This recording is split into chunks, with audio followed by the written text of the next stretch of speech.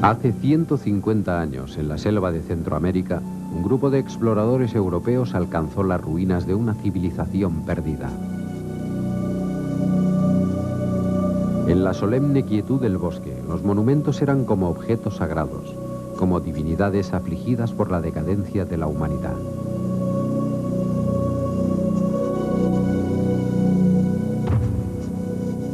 Los constructores de estas pirámides, los mayas, habían alcanzado niveles increíbles de astronomía, ciencia y matemáticas. Habían inventado la escritura aislados del viejo continente.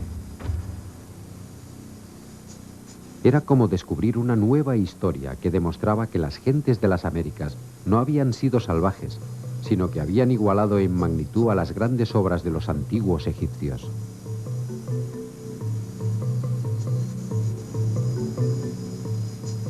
Aunque muchas de sus obras parecían totalmente originales, se podían intuir intrigantes claves de un pasado común a toda la humanidad.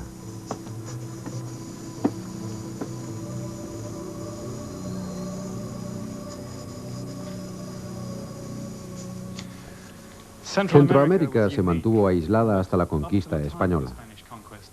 No habían tenido contacto alguno con las civilizaciones del Viejo Mundo, y si comparamos los mayas con la China ancestral, las similitudes en las creencias y la práctica religiosa, así como los símbolos, sugieren que la gente de las Américas nunca perdió la profunda conexión con sus orígenes prehistóricos asiáticos.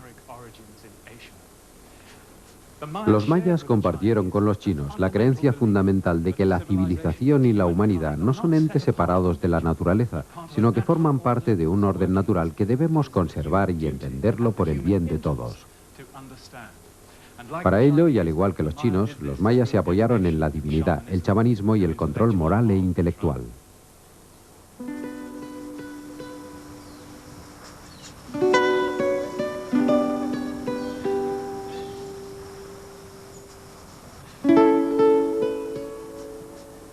El núcleo central del pensamiento de esta civilización se basaba en la obsesión por el tiempo.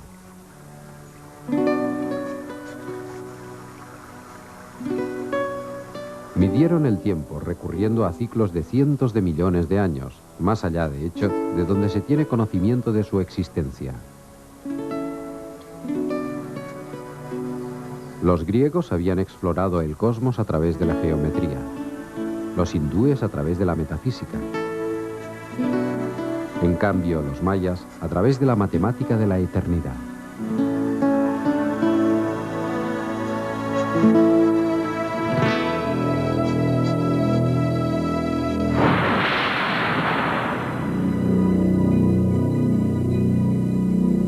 Ciudad de México, la ciudad más grande de la Tierra.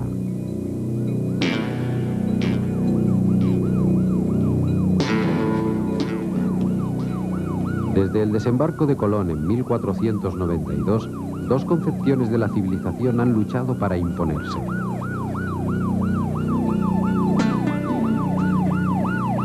Una recién llegada del oeste, la otra autóctona y ancestral.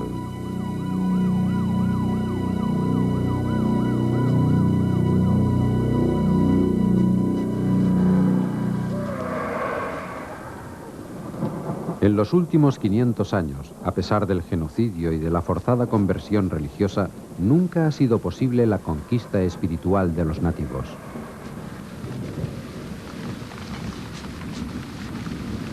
Durante todo este tiempo, han mantenido tenazmente sus propias lenguas y viejas creencias, sus antiguas concepciones del cosmos y del tiempo.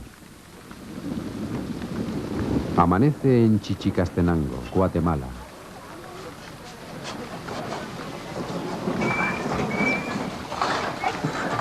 Chichi es una de las ciudades mercado de las montañas de Quiché Maya.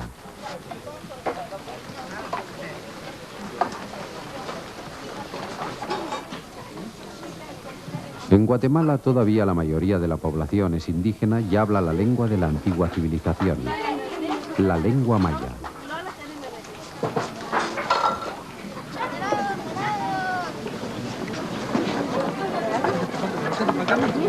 Échate para atrás, patojo, no seas necio, ya te hablé 3 veces, vamos.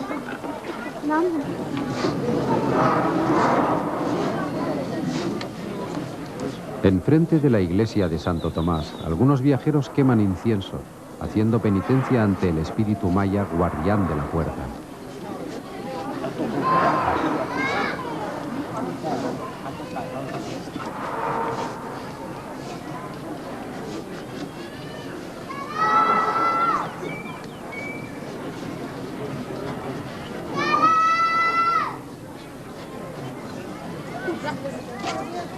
Por todo el mercado se puede adivinar la procedencia de los comerciantes por sus ropas características.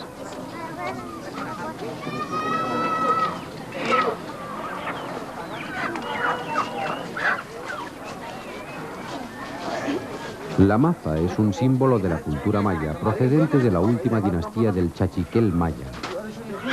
Hoy en día es el emblema del pueblo de Sololo.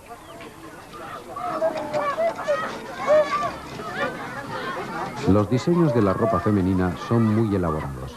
Contienen información de su familia y linaje. Así, la gente ha preservado parte del diseño del viejo universo maya.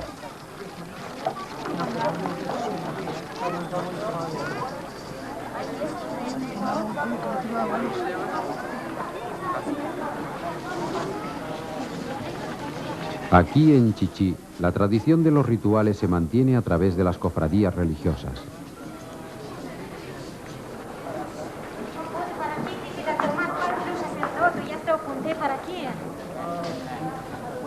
Rememoran los tiempos precolombinos organizando festejos, tanto cristianos como mayas.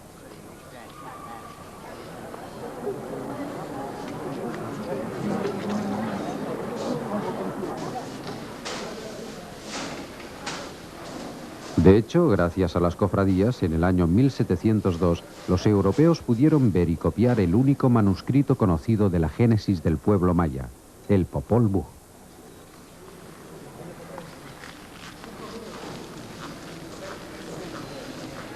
Bajo el centro de sus iglesias se hallan los altares mayas de sus antepasados, chamanes y parteras.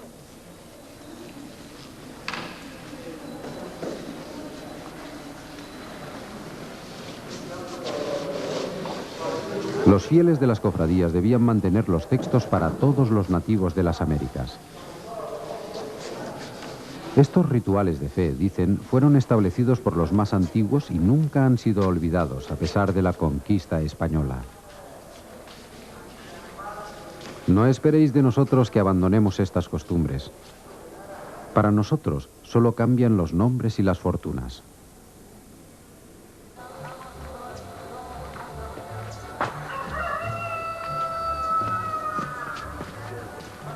En las colinas que dominan Momostenengo encontramos la casa del chamán maya Andrés Shiloj.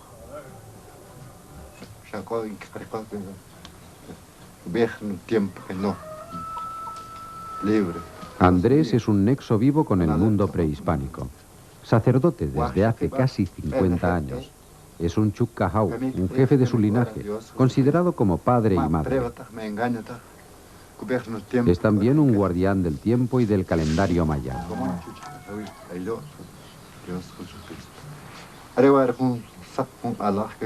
Andrés utiliza la adivinación como herramienta de exploración de las enfermedades de sus pacientes para sentir su pasado y su futuro. Santo mundo, San Miguel y patrón Santiago, San Felipe. Para ello se sirve de semillas y cristales. De acuerdo con el calendario maya, el periodo de gestación humano es de 260 días.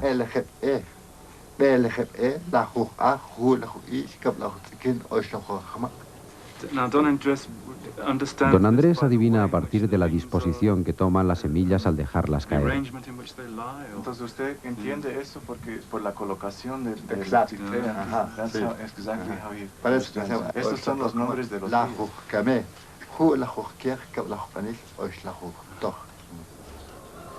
En estos últimos años he viajado por todo el mundo y en muchos lugares he podido ver la destrucción del medio natural, la guerra. La gente se está enemistando con la tierra. ¿Cómo concibe don Andrés el mundo desde la tradición maya? Está diciendo el señor que ha viajado mucho en todo el mundo. Que se llama, el enemigo del mundo es, que se llama, nuestro cuerpo. Si nos hacemos enemigos de la tierra, nos hacemos enemigos de nuestro propio cuerpo.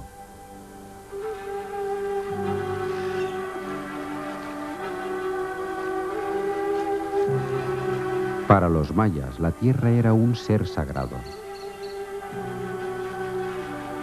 Para ellos, la naturaleza era benigna, bella y a la vez terroríficamente poderosa.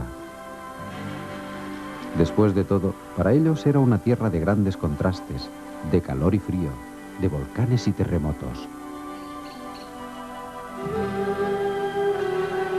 El libro maya de la creación, el Popol Vuh, explica la historia de cómo los humanos llegaron a este violento paraíso. La tierra deberá ser alimentada, deberá ser respetada su divinidad. Y a los humanos se les concederá la memoria para contabilizar los días y responsabilizarse del tiempo.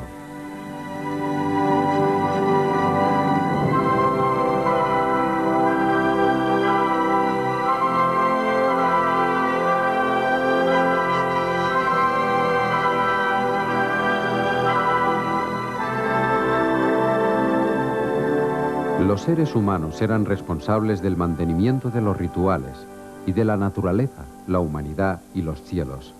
Y si jamás dejasen de hacerlo, todo el universo dejaría de tener significado.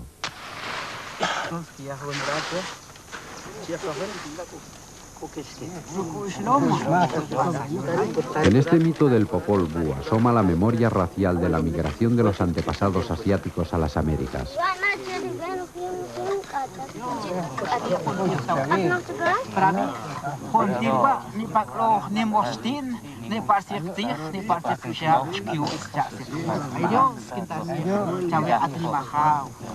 Incluso hoy en día, en las tierras de Guatemala, se pueden encontrar ritos y creencias compartidas con las gentes de China y del este de Asia.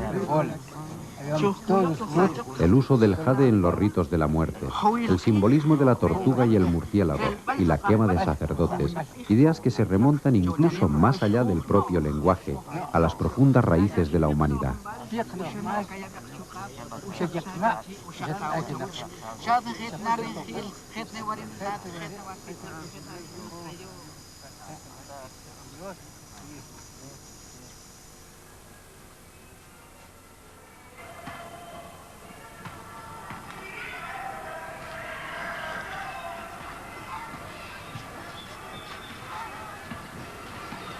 Hoy en día, en América Central, la gente asume dos concepciones distintas de la naturaleza y de la civilización: la indígena y la occidental.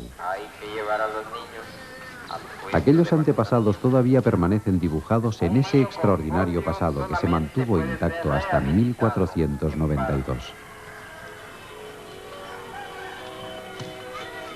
Aproveche esta oportunidad que el Ministerio de Salud Pública está brindando nuevamente por medio de la vacunación. El antepasado nativo aún está literalmente presente. Las grandes tallas de cabezas de dioses o sus reglas se mantienen impasibles en el mundo moderno creado por una cultura que se alzó aquí sobre el primer milenio antes de Cristo, los Olmecs.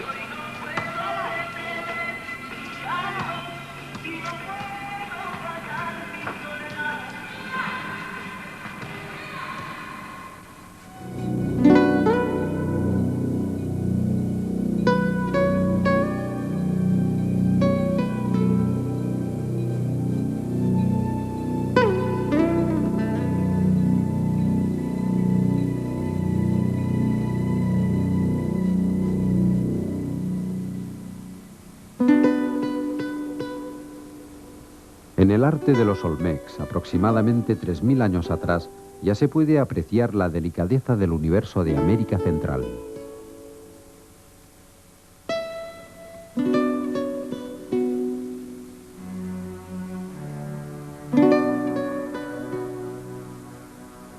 Estoicos, pero poseedores de una profunda fuerza interior, estaban capacitados para soportar cualquier carga, incluso una tan pesada como la de los últimos 500 años.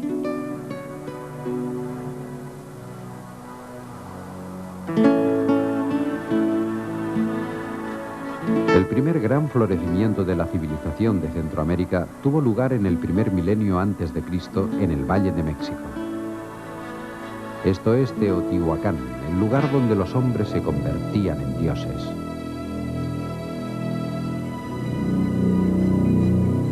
Aquí los primeros mexicanos construyeron una gran ciudad, el centro de un imperio que se extendió por toda Centroamérica.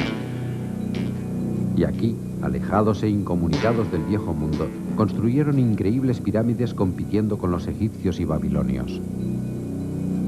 Esto prueba que culturas separadas profundamente por el tiempo y el espacio son capaces de crear los mismos símbolos, los mismos sueños, de crear un puente entre el cielo y la tierra.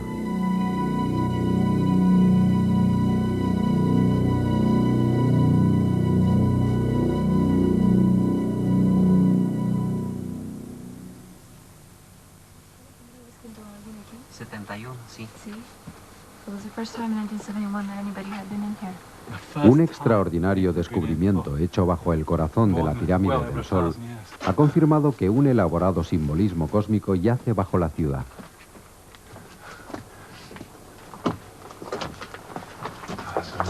Un estrecho pasaje a través de la lava nos dirige a una cámara que muere en el centro de la pirámide. ¿En qué parte de la pirámide nos encontramos ahora, profesor? Estamos en el centro de la pirámide y de la cima. Este era el lugar original de peregrinación que inspiró el asentamiento de la pirámide. Fue el lugar donde emergieron los primeros antepasados, aludido en el último mito maya de la creación, el Popol Vuh. En el caso del Teotihuacano, como la mayor parte de las sociedades que conocemos para Mesoamérica, explican su cosmovisión y hablan de un lugar en donde vive el hombre, es la tierra. Sobre la tierra hay una bóveda celeste. La humanidad ha buscado continuamente la explicación del fenómeno de la naturaleza y del cosmos, dice el profesor Roberto Gallegos. Aquí convirtieron la ciudad terrenal en un reflejo de su imagen del orden celestial.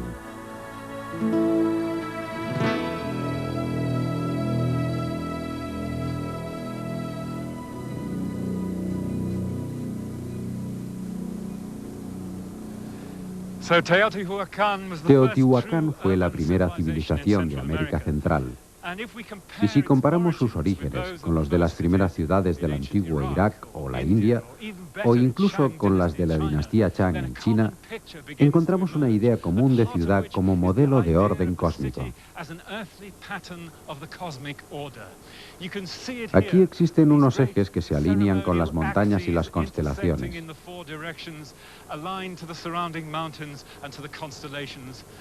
Y un mundo subterráneo en una profunda cavidad bajo nuestros pies, en el mismo centro de la pirámide, en la que los rincones más escondidos se iluminaban en cada solsticio de verano. Es un ritual en el que el ser humano mantiene el orden del universo, y aquí, en América Central, las ciudades han mantenido esta función a pesar de haberse convertido en centros de comercio y mercado. Las ideologías, ya sean políticas, religiosas o sociales, han marcado el desarrollo de la civilización. Las ideologías son la clave para entender el increíble cambio que ha sufrido la humanidad desde el principio de la civilización. Unos pocos han conseguido subyugar a la mayoría. Y esto todavía sucede en el mundo actual.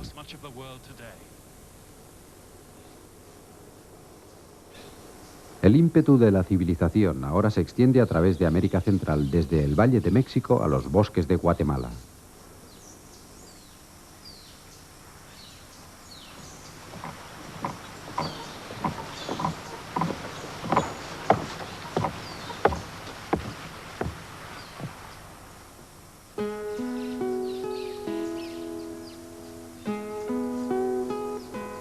Coincidiendo con etapas de oscuridad en Europa, aquí se alzaban espléndidas ciudades. La más curiosa es Copán, en Honduras.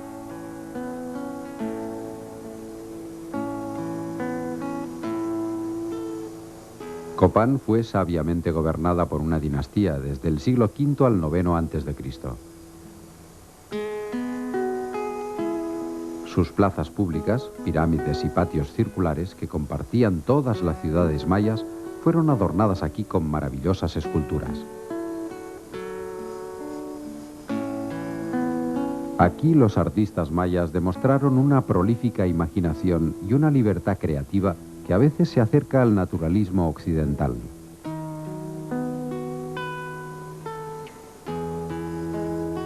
La reciente transcripción de unos escritos mayas nos posibilita hacer algo que años atrás hubiera sido imposible.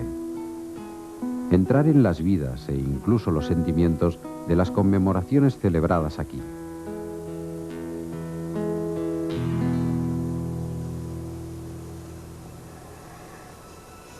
Es especialmente interesante una serie de retratos de un rey que por su signo jeroglífico es conocido como Conejo 18. Aquí aparece el rostro agresivo de un hombre fechado el 11 de octubre del 721.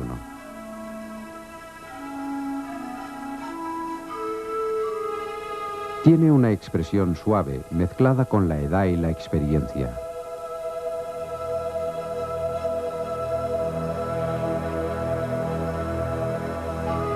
Este extraño retrato es del 736 e incluso llega a ser perturbador.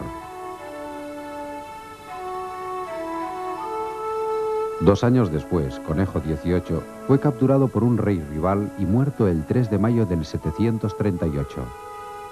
Tendría alrededor de 60 años.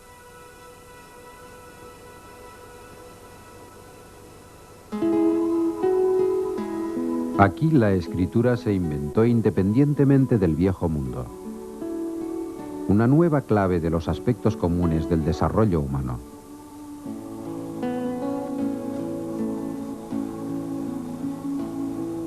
El monumento más emblemático de la literatura maya es la escalinata de jeroglíficos de Copán.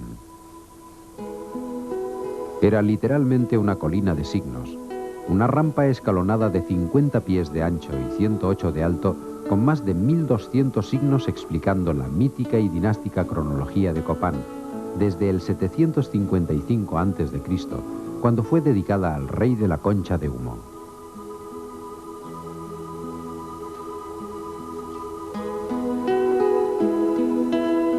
Es la inscripción más larga escrita en la América precolombina. Un monumento a la escritura y al tiempo.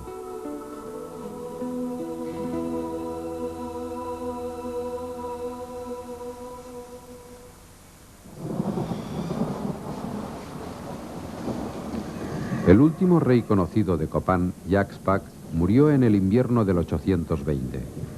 La última talla inacabada está fechada el 10 de febrero del 822. Aquí finaliza esta dinastía.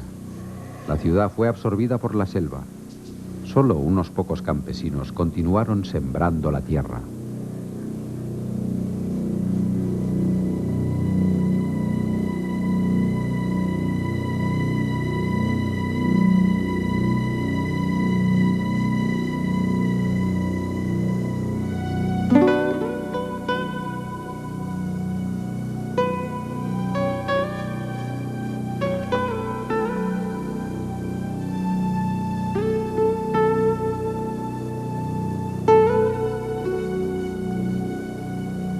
Al mismo tiempo, Tikal también fue abandonada.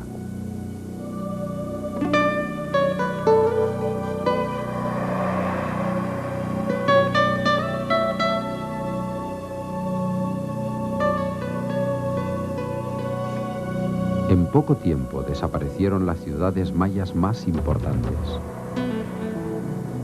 El colapso maya es aún un gran misterio. Puede que se agotase la tierra. O hubiese un cambio atmosférico. O quizá la civilización había perdido su cohesión.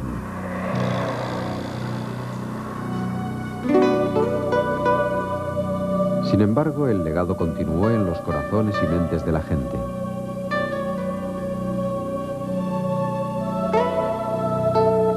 Y cuando los europeos aterrizaron por primera vez sobre estas ruinas en 1848, los indígenas que vivían en el bosque aún recordaban el antiguo nombre de Tikal.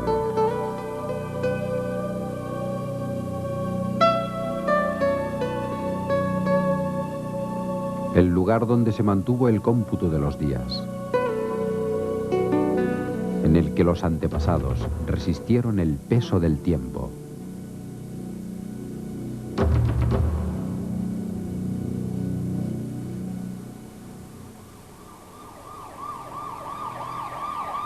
Con el colapso de la antigua civilización maya, el foco de esta se centra en el corazón de las tierras de México.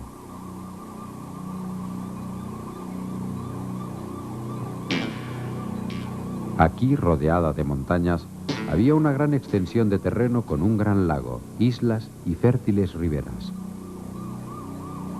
Hoy está cubierto por la Ciudad de México. Aquí se asentó en el siglo XIV una tribu que se llamó a sí misma Méxica. Fundaron Tenochtitlán, ciudad precursora de la mayor ciudad de la tierra.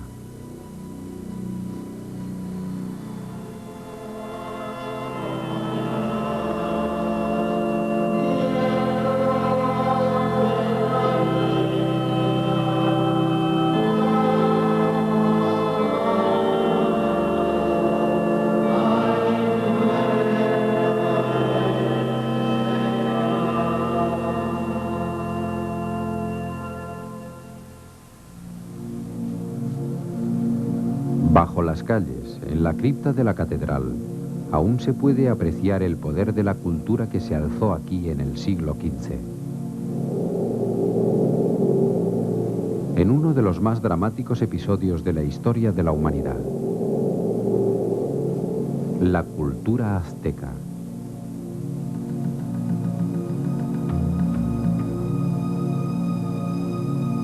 El arte de los aztecas es fascinante. Lleno de espiritualidad, pero con un estilo irreconocible para nuestra civilización.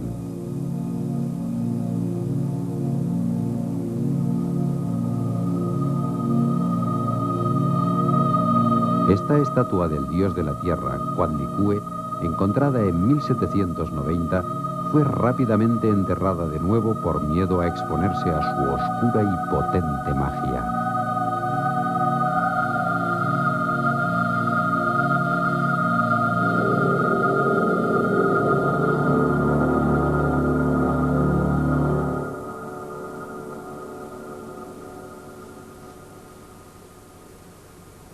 El actual centro de la Ciudad de México, alrededor de la catedral, fue también el centro ritual de la ciudad azteca. Las excavaciones desde los años 70 revelan el establecimiento de la gran pirámide del dios de la guerra azteca. Aquí fue donde los españoles, bajo el mando de Cortés, cuando saquearon la ciudad en 1521, vieron las terribles escenas de los sacrificios humanos.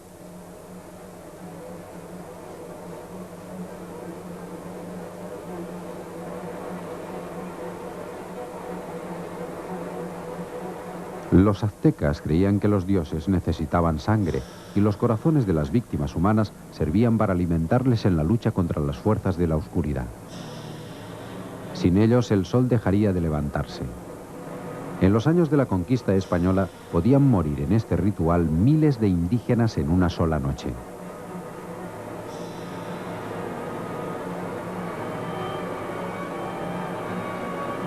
Alrededor de esta zona, los arqueólogos encontraron muchas evidencias de sus devociones. Aquí vemos representaciones de cráneos, quizá el lugar donde se amontonaban las cabezas de las víctimas.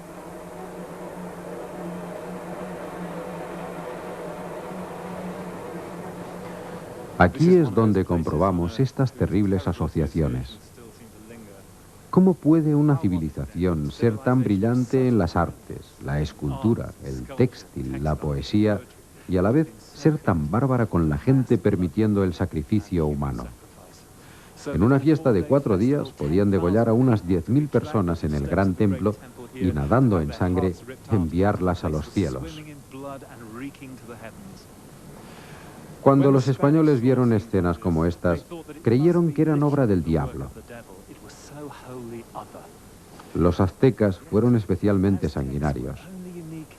Pero también es verdad que todas las civilizaciones han usado el sacrificio humano relacionado con la religión.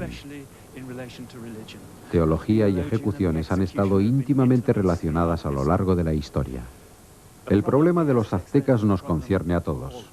Parece que el derramamiento de sangre sea necesario para la continuidad de la vida. Y esto ha arraigado en nuestras mentes durante miles de generaciones, desde la prehistoria, viviendo de la caza. Está tan arraigado que todavía asociamos el derramamiento de sangre como el símbolo más poderoso de sacrificio. Y siempre puede resurgir con violencia. Las escenas de delirio en la matanza que vieron Cortés y los suyos, cuando sus amigos eran capturados y arrastrados hacia la muerte, eran, en cierto sentido, una prueba de la devoción azteca, como dijo Las Casas, única en toda la civilización. Eran por encima de todo solidarios con el universo, incluso por encima de la vida humana. Y en eso no podían ser más diferentes a los valores humanísticos de las civilizaciones del viejo mundo. Esto nos puede parecer irracional, criminal, pero no es más que el reflejo de la auténtica humanidad que pretendemos ignorar.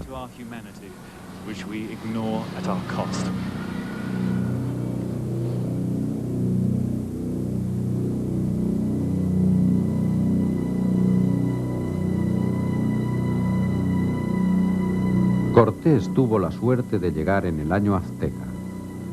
Sus antiguas profecías decían que el dios Quetzalcóatl volvería del exilio del este.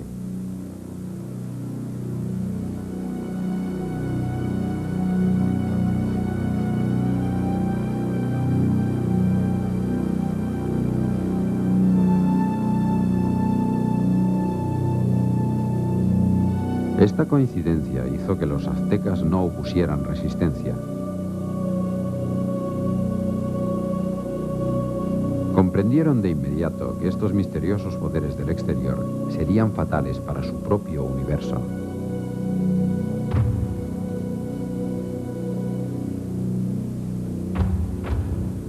En la última y terrible noche, cuando cayó Tenochtitlán, un presagio simbolizó para los aztecas el final de su mítico y cosmológico mundo.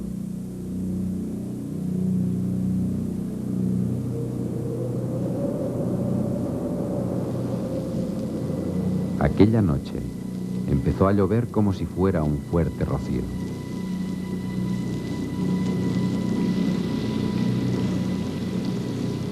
De repente el presagio apareció como fuego en el cielo.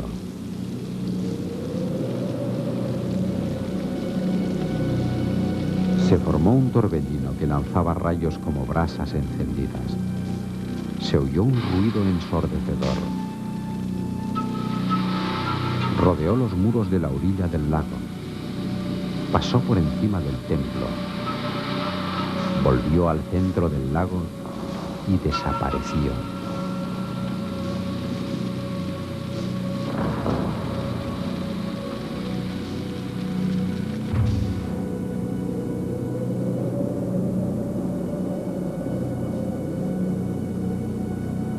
Nadie gritó cuando apareció el presagio. La gente supo lo que significaba y lo contempló en silencio.